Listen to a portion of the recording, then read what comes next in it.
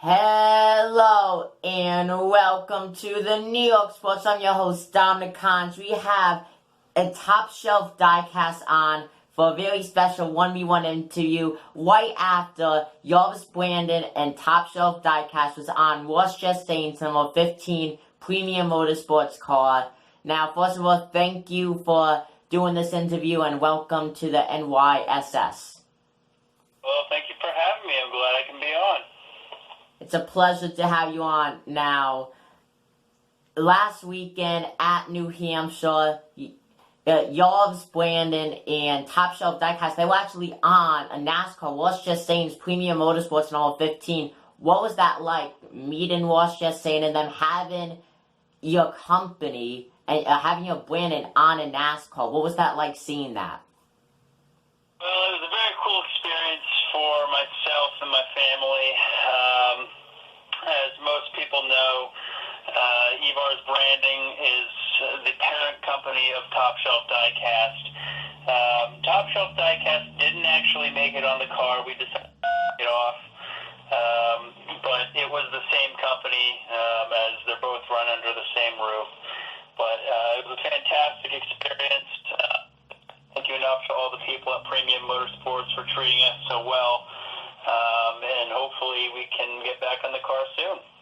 Yeah, I mean, I have to say, I've been following NASCAR since 2008, and I have to say that was one of the best paint schemes I've ever seen with the flames on it and everything. That was an awesome paint scheme. Now, were you the one who came up with that paint scheme? Because I know on the Top Shelf Diecast Instagram page, before you got on Ross Chastain's car, you were doing other diecasts with Jarvis Brandon on it, and Top Shelf Diecast itself just on the car with the same type of style. Was that something that you've been wanting to do, or were they the ones, Premium Motorsports, were they the ones who came up with the style?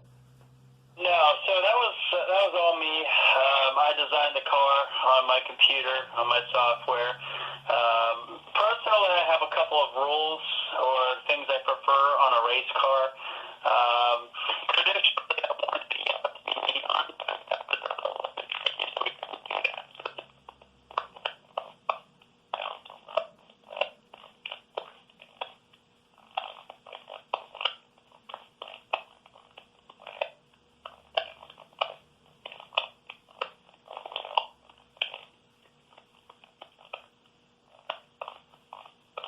kind of all came together. Yeah. Now, Top Shelf Diecast, that Instagram page, and you have a website too, and you're on eBay, which I will link in the description below. But that has blown up on Instagram. You have a couple thousand followers on it. What made you start wanting to make custom diecasts? Yeah, that's a great question. This all started about 4 years ago. Let me kind of see if I can remember correctly how it started. So, I believe what happened was I was looking for a custom to purchase myself on eBay because I didn't know where else to get them. And I noticed how, people were making them. And then, I'm a real creative guy, so I said to myself, well, maybe I can make them myself. And then it kind of just snowballed from there. I posted one car. People liked it. I used to buy my decals. Now I make my own decals. I wrap all the cars just like any other car would be wrapped with kind of a vinyl technique. And, I perfected my craft over the years. I understood what things worked and what things didn't work. And now I have a full-scale operation where I make all my own templates. I make all my own cars. I wrap the designs. And I guess, over time I grew a bit of a following where people really enjoyed the cars, and I'm so thankful for everybody who has supported Top Shelf Diecast and has followed Top Shelf Diecast. And then from there, it was just kind of word of mouth, and it kind of spread like a wildfire, if you will. Yeah, folks, if you haven't heard of Top Shelf Diecast or have seen the page, then you have to go check that out, because these customs are amazing. And the best part I love about Top Shelf Diecast is you can find diecast for lower drivers. I know that you just did a Justin Haley number 77 diecast right after he got the win at Daytona not too long ago. You know, like, you wouldn't find those from Lionel or any of those things. It's really cool that you could get those. That's right. Yeah, I specialize in making all the cars that the lead manufacturer does not.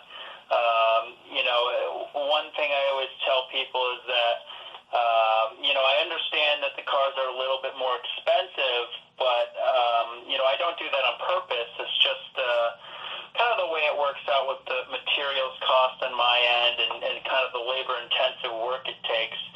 But, I enjoy being able to offer maybe those underfunded drivers and teams because they're very rare. You won't find them anywhere else. And, I think it's fun to collect all the schemes that are kind of, a rarity. Yeah. Now, going back to Ross Chastain's car, what made you think of being on a NASCAR, and why did you pick Ross Chastain to have your branding be on it? Sure. So, I've always liked Ross. I think for, the equipment that he's in, he's done a fabulous job. He did a fantastic job with our car at New Hampshire. And I've had my eye on Ross for a little bit. I hadn't met him prior to New Hampshire, and, he's as good as a guy as any. And, when we were looking to sponsor a car, we just kind of said, here's what we can afford, and, here's a couple of teams we have in mind. Premium came to mind because, those folks are real down to earth, just a great group of people. And, after talking to a few teams, Premium just really seemed like the best fit for us. Yeah. Now, how long did it take for you to plan all that? Did you start doing it like 3 months ago? Like, was it like a year into it? Like, how long did it take? No, that's a good question. It was actually a pretty rapid thing that happened. We only solidified a deal about a month in advance, so we didn't have a lot of lead time. It was kind of a scrambled effort, but we were able to work out a deal. And the reason being is that we wanted to sponsor our first race at our home track, which is New Hampshire. We're very disappointed that we don't have that second race in the fall. That would have given us a little more lead time, but we were able to get it done. And the reason why, again, like I said, was that we wanted it to be at New Hampshire, so we kind of had to put a hurry up on things. Yeah, well, even so, you could say that your brand was on in NASCAR. Not that many people could say that. That's really awesome that you got to experience that. Now, yeah, for sure. I mean, it's funny because growing up, everyone, you're a NASCAR fan. You're sitting there in the stands. You look at all your heroes, your favorite drivers, and it was just last year that I was a fan. Sitting in the stands.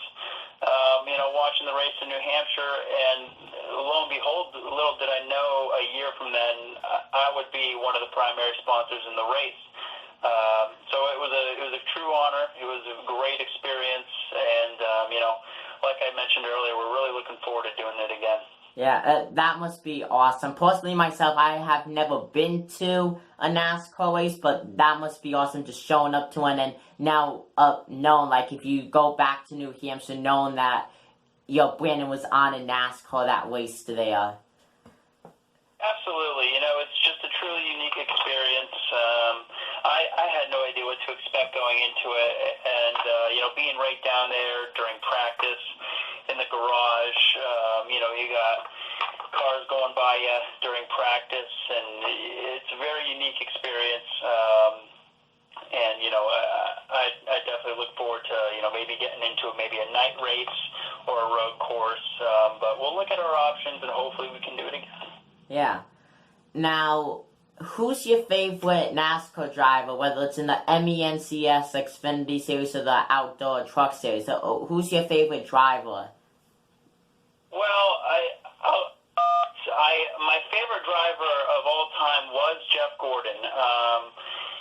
since he left the sport, I can't say I have a favorite driver. Obviously, after meeting Ross, he's a fantastic guy. And we really want to support him and his career because, we here at Evar's Branding, and me personally, I think he's got a lot of potential. So Ross is a guy I got my eye on.